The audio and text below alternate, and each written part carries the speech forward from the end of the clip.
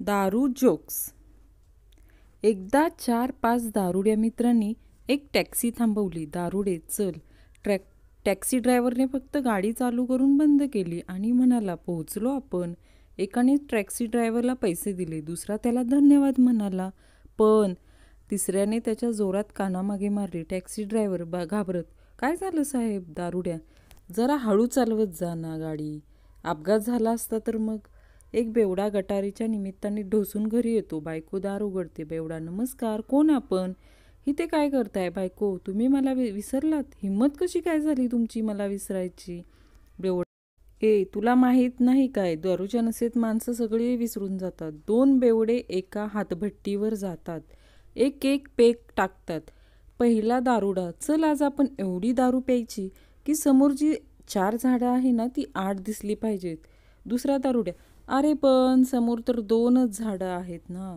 बार समोरच एक तलाव होता. भर दुपारी एक म्हातारा तिथे मासे मारायसाठी गळ टाकून बसला होता. तापमान होतं 43.3. एका तरुणाला दया आली. तरुण, बाबा किती ऊन आहे, चला मी तुम्हाला थंड बियर पाजतो. बियर पिता पिता तरुण, बाबा किती मासे गळायला लागले. म्हातारा, तू आठवा आहेस बेटा. पोराला हसावे की रडावे ते समजलं नाही. एका देशी बारमध्ये एक गुरुजी शिरतात.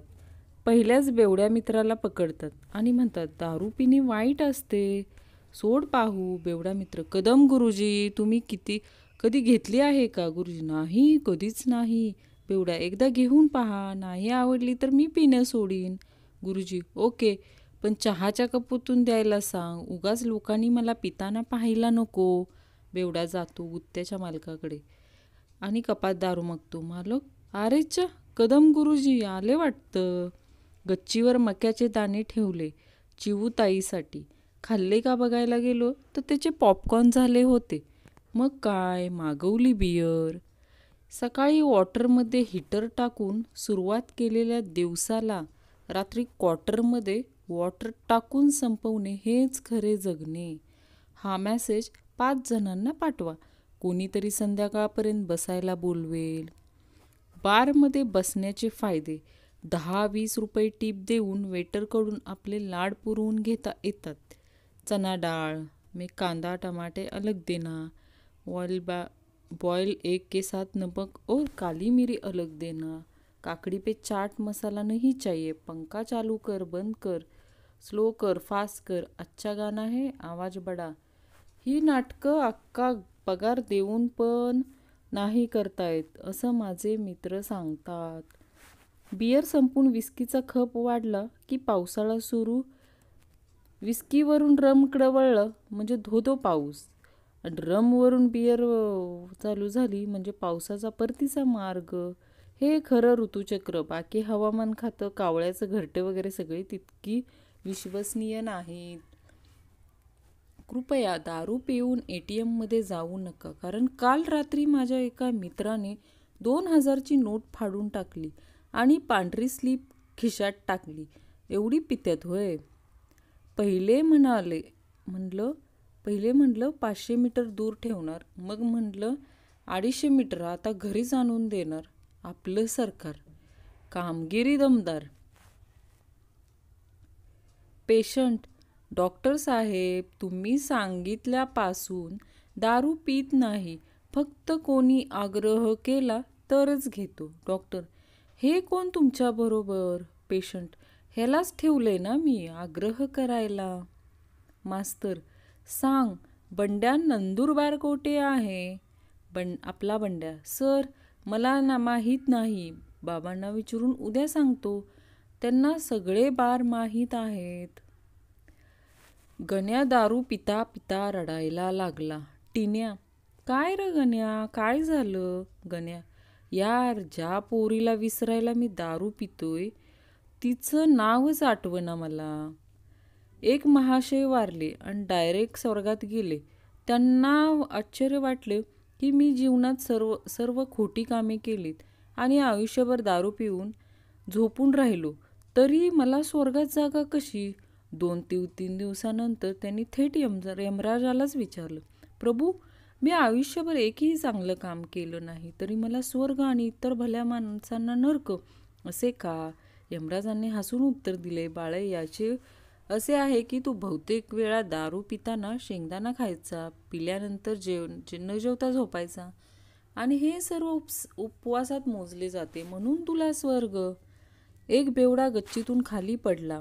आजूबाजूचे धावत आले आणि बोलले, काय रे, काय झालं? बेवडा, काय माहीत नाही बुवा, मी पण आत्ताच खाली आलोय बघा. काल तिघात एक खांबा घेतला. 3 पॅक येणार होते वाट्याला, पण एक जण 2 पॅकमध्येच आऊट झाला. मग तो पॅक मला मिळाला. होय, मी लाभार्थी. हे माझं सरकार हाय. 2 बेवडे फुल टाईट होऊन चालले असतात. एक बेवडा, अरे काय सांगू यार, आज माझं घड्याळच हरवलं बघ. दुसरा बेवडा, ते चालत होतं का? पहिला बेवडा, हो. दुसरा बेवडा, मग ते चालतच कुठेतरी निघून गेला असणार बघ.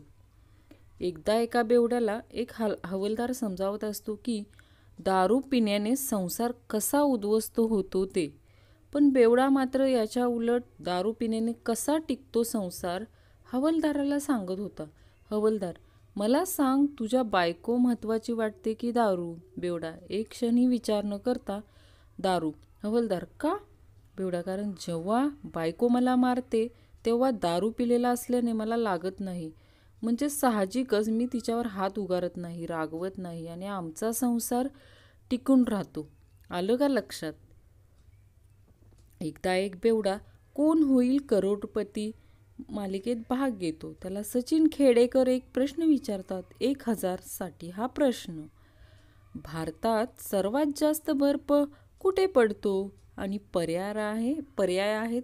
बेवडा, थांबा, पर्याय कसले देताय? उत्तर अगदी सोपं आहे. सकाळी 8 वाजण्यापूर्वी काश्मीरमध्ये, आणि सायंकाळी 8 नंतर विस्कीच्या बाटलीमध्ये. एक दारुड्या रंगाच्या दुकानात जातो. दारुड्या, मला घराला लावण्यासाठी रंग पाहिजे. कोणता रंग चांगला आहे? दुकानदार, हा घ्या, 1000 रुपयाचा रॉयल पेंट. एकदा लावून तर बघा, घर कसं रंगीबिरंगी दिसल ते. दारुड्या, अरे हट, एवढा महाग, त्यापेक्षा मी एक 100 रुपयाची रॉयल स्टॉंग घेतो. मग नुसतं घरच काय, सगळं शहर रंगीबिरंगी दिसेल. एक बेवडा ऐन लक्ष्मीपूजेच्या दिवशी फुल टाईट होऊन येतो. बायको, काय हो, तुम्ही किमान दिवाळीच्या दिवशी तरी पिणार नाही म्हणून वचन दिलं होतं ना मला सकाळी. बेवडा, हो बरोबर आहे, पण मी तरी काय करणार, रॉकेट उडवायला बाटलीच नव्हती ना. दारुड्या, डॉक्टर साहेब, तुम्ही माझी दारू सोडू शकता का? डॉक्टर, हो नक्कीच, आजपर्यंत मी अनेकांची सोडवली आहे. दारुड्या, हो, पोलिसांना माझ्या 4 बाटल्या पकडल्यात, कृपया सोडून आणा ना. नकारात्मक दृष्टिकोन असलेल्या व्यक्तीला ग्लास पाण्याने अर्धा रिकामा दिसेल, तर नकारात्मक दृष्टिकोन असलेल्या व्यक्तीला ग्लास पाण्याने अर्धा भरलेला दिसेल. परंतु व्यावहारिक दृष्टिकोन असलेली व्यक्ती त्यात 60 मिलीलिटर विस्की टाकून म्हणेल, चिअर्स. बंड्या, अरे लग्नानंतर तुझं दारू पिणं वाढलं कसं? गण्या, काय करणार, माझी अजिबात इच्छा नव्हती, पण बायकोचा आग्रह. बंड्या, काय सांगतोयस काय?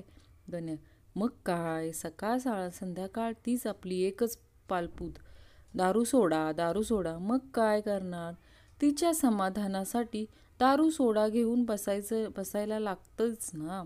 एक दारुड्या लटपटत बसमध्ये चढला आणि साधूजवळ जाऊन बसला. तो साधू दुःखी स्वरात त्याला म्हणाला, बाळ, तुला ठाऊक नाही काय, तू सरळ नरकात जात आहेस. हे ऐकून तो दारुड्या उठला आणि जोराने ड्रायव्हरला ओरडला, ड्रायव्हर, बस थांबवा, मी चुकीच्या बसमध्ये चढलोय. एक दारुडा फुल दारू पिऊन रस्ता आणि फुटपाथवर एक पाय टाकतच डुलत चालला होता.